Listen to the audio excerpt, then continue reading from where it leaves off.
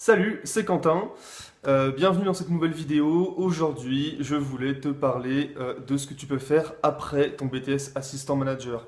On parle souvent du contenu de la formation, voilà, des coefficients, des matières, des cours, mais on parle pas assez souvent de ce qu'il y a après, et pourtant c'est tout aussi important. Donc, je vais te détailler qu'est-ce que tu peux faire après cette formation-là, en sachant que c'est une formation qui est très généraliste. Donc voilà, ça t'ouvre quand même pas mal de possibilités. Donc on va commencer sans plus attendre avec en fait la première possibilité. Donc en fait globalement il y en a deux possibilités. Je prends pas en compte toutes les personnes qui veulent prendre un an pour partir à l'étranger pour parfaire leur niveau de langue ou voilà. Donc globalement deux possibilités. Soit continuer tes études, soit rentrer sur le marché du travail. Donc on va commencer avec continuer les études. Alors comment, par quels moyens? Pareil, tu as plusieurs possibilités. Tu peux intégrer une licence générale. Alors une licence générale, qu'est-ce que c'est? C'est niveau bac plus 3, donc c'est sur un an.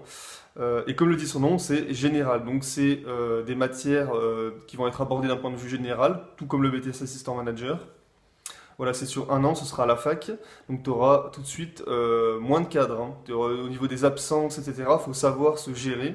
Par exemple, je sais que moi, j'aurais été incapable d'aller à la fac, parce que je ne sais pas me gérer. Si on ne me contrôle pas, si on ne gère pas mes absences, etc., après, je pars en n'importe quoi. Donc, pour revenir à ce que je disais, les licences générales, il faut avoir aussi un bon dossier. Donc, qu'est-ce que j'entends par bon dossier? Ça veut dire des bonnes notes dans toutes les matières et un comportement irréprochable. Il y a beaucoup de personnes qui veulent aller en licence générale, il y a une grosse concurrence, donc voilà, si tu veux te donner les chances d'y arriver, il va falloir travailler ton dossier et qu'il soit impeccable. Deuxième possibilité, ça va être les licences professionnelles. Alors, licence professionnelle, pareil, c'est bac plus 3, c'est sur un an. En revanche, ces licences, elles vont être spécialisées, donc c'est-à-dire qu'elles sont faites pour qu'à la fin de ton année de licence professionnelle, tu t'insères sur le marché du travail. Tu as plusieurs exemples de licences professionnelles. Par exemple, je sais que beaucoup de personnes de ma classe sont parties en licence pro RH. Voilà, c'est une licence qui est très demandée également. Tu as d'autres types de licences, hein. Tu as des licences par exemple pour le tourisme, également licence professionnelle tourisme. Voilà, après c'est à toi de faire ton choix, de te renseigner un petit peu dessus. Alors licence professionnelle, donc comme je te disais, c'est fait pour t'insérer sur le marché du travail, mais ça ne veut pas dire que tu ne peux pas continuer après. Tu peux tout à fait continuer sur un master si tu as envie, si tu as la motivation. En revanche, le jour de l'entretien pour entrer en licence, il faut absolument pas le dire. Le but d'une licence professionnelle, c'est de rentrer sur le marché du travail après l'année d'études. Donc, si on te demande ce que tu veux faire après, surtout, ne dis pas que tu veux intégrer cette licence pour faire un master après, parce que là, c'est sûr que c'est fini. Il faut absolument que tu dises que c'est pour rentrer, voilà, pour rentrer sur le marché du travail, que ta volonté, c'est de faire ces un an et hop, de trouver du travail. Voilà, donc licence générale, licence professionnelle.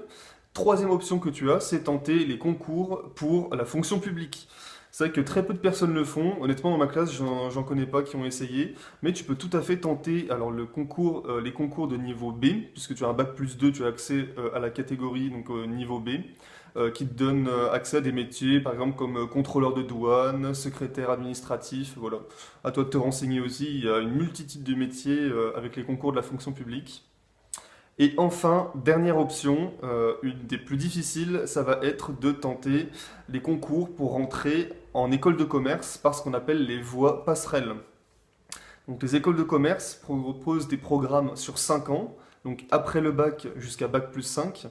Et ces concours passerelles te permettent de rejoindre ce programme, donc grandes écoles, en bac plus 3. Donc c'est-à-dire que tu sors d'un BTS et hop, tu rentres directement en troisième année du programme grandes écoles. Donc moi, personnellement, c'est ce que j'ai fait. Pour moi, c'était une chance inouïe de pouvoir tenter ce concours passerelle et de rentrer en troisième année d'école de commerce. L'école de commerce, il faut savoir que c'est tout simplement génial. Certes, le prix de la formation est très cher, mais c'est très vite rentabilisé puisque tu as des taux d'insertion énormes. Tu as des 99% d'insertion professionnelle moins de 3 mois après la fin de tes études. On te propose des centaines d'offres de stage. Voilà, tu es très bien encadré. Enfin, c'est quand même des formations de qualité. Et voilà, tu peux tenter ces concours pour intégrer donc, des grandes écoles de commerce. Alors par contre, ces concours, ils sont compliqués. Ça veut dire qu'il va falloir te préparer au moins un an à l'avance, donc en faisant des annales, en te préparant aux oraux, t'informant sur les écoles. Tu auras notamment ce qu'on appelle le TAJ-MAJ à passer, donc c'est un QCM de culture générale avec du français, des mathématiques, de l'anglais. Voilà, donc tout ce concours se prépare, en sachant que tu as plusieurs concours différents. Tu as le concours passerelle, il y a le concours tremplin aussi. Voilà, en fait, c'est des concours où il y a exactement les mêmes épreuves quasiment, sauf que ce concours ne donne pas accès aux mêmes écoles. Donc voilà, après à toi de te renseigner aussi. Mais si tu te sens capable de tenter ces concours et d'avoir la motivation pour les préparer, je t'assure, ça vaut vraiment le coup. Voilà pour si tu veux continuer tes études. Et ensuite, la deuxième option, c'est si tu veux t'insérer sur le marché de l'emploi, tu peux tout à fait, en sachant, donc je te le redis, hein, le BTS Assistant Manager, c'est une formation qui est très globale, qui est très générale. C'est-à-dire que ça te donne accès à une multitude de métiers. Donc tu peux travailler dans tous les types d'entreprises, des grandes entreprises, des petites entreprises, avec une visée internationale, sans visée internationale.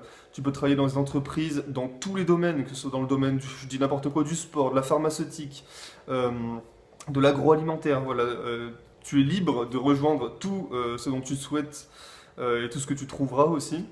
Euh, donc voilà au niveau des métiers, donc ça ouvre à des métiers comme par exemple secrétaire de direction, secrétaire ressources humaines, voilà tous les métiers de secrétaire. Mais alors quand on dit secrétaire, ça a toujours une notion un peu péjorative et pourtant c'est un métier qui est en train de plus en plus d'évoluer et d'être valorisé. Puisque le secrétaire maintenant c'est plus du tout le secrétaire d'avant, voilà, son boulot en fait c'est d'écrire sur l'ordinateur, de prendre les rendez-vous, pas du tout. Le métier de secrétaire, il a complètement été révolutionné depuis quelques années. Et le secrétaire, maintenant, c'est presque même la plaque tournante de certaines entreprises ou de certains services. Donc, c'est un métier qui n'est pas du tout à dévaloriser, au contraire, je dirais même. Donc, si tu veux te lancer sur le marché de l'emploi, vas-y, en sachant que si tu montres certaines capacités, tu auras des possibilités d'évolution qui seront tout à fait envisageables. Voilà, alors c'était simplement une vidéo pour te présenter de manière générale ce que tu pouvais faire après ton BTS Assistant Manager. Si tu veux en savoir plus, tu peux aller voir sur mon blog. Donc j'ai mis tout des tas d'articles sur ce sujet-là. Même sur la page de présentation de mon blog, tu trouveras le résumé de cette vidéo. Donc je te mets le lien juste en description vers mon blog. J'ai fait cette vidéo tout simplement parce que voilà, ça me semblait important de parler de ce que tu veux faire après. Tout simplement parce que une fois que tu as trouvé tes objectifs, tout de suite, tout va te paraître plus facile. Moi, je sais que pendant longtemps, j'ai galéré en cours parce que bah, voilà, je ne savais pas ce que je voulais faire après, je ne savais pas où est-ce que je voulais aller, et même si tu ne sais pas exactement ce que tu vas faire après, donne-toi un objectif au moins à court terme pour entretenir ta motivation. Voilà, moi quand je suis rentré en BTS Assistant Manager, au bout de quelques mois, je me suis dit tiens, qu'est-ce que je vais faire après? Je me suis renseigné. J'ai vu qu'on pouvait avoir accès à un concours passerelle pour entrer en école de commerce. Et c'est là que je me suis dit, ok, je veux faire ça. Donc maintenant, ce qui me reste à faire, c'est avoir un dossier impeccable et me préparer pour le concours. Et c'est ça qui me donnait la motivation tous les matins d'être à 8 heures sur un banc d'école à écouter un professeur. Voilà, c'était mon objectif à court terme. Donc je te conseille absolument de trouver toi aussi un objectif à court terme ou à long terme, si tu as déjà des idées. Ça t'aidera à entretenir ta motivation. C'est tout ce que je voulais te dire pour aujourd'hui. Donc si tu souhaites avoir plus d'informations, jette un coup d'œil sur mon blog. Et j'ai plus qu'à te dire, prépare-toi bien et salut.